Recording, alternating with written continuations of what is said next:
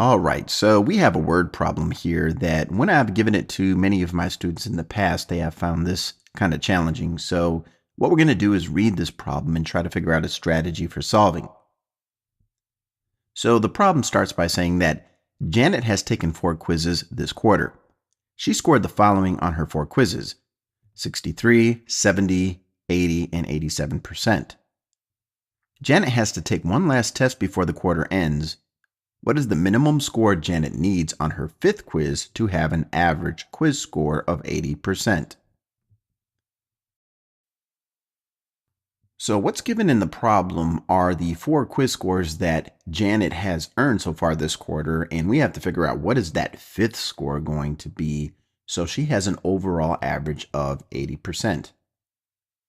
Now, one thing we know about averages is that we add up all of the numbers in our data set or find a total, and after finding that total, we divide by how many observations we have in our data set.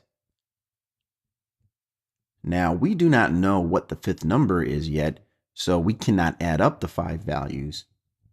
But we do know how many observations we will have if we did know what that 5th score is, and that would be 5 observations.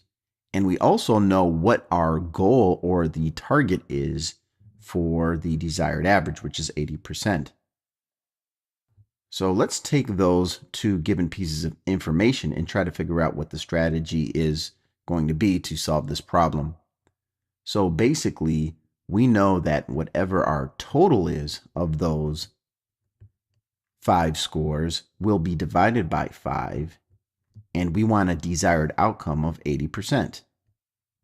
Well, because we know what the average is going to be or what we want it to be, and we know that we're going to divide our total by 5, we can actually multiply these 2 numbers together to figure out what the actual total is going to be. So if we multiply 5 by 80, that would give us a total of 400. So we know that these 4 numbers plus this last value will have a sum or a total of 400. So what we can do is add up the 4 first test scores and then subtract that from a total of 400 to figure out what this 5th score will be. So let's take 63, 70, 80, and 87 and add those numbers together. This column is a total of 10. Carry the 1, and this total is 7 plus 7 is 14, 22, and 30. So through the first 4 quizzes, Janet has a total of 300 points.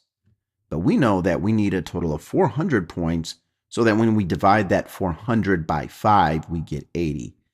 Well, the last quiz score has to be 100 because 300 plus another 100 would be a total of 400.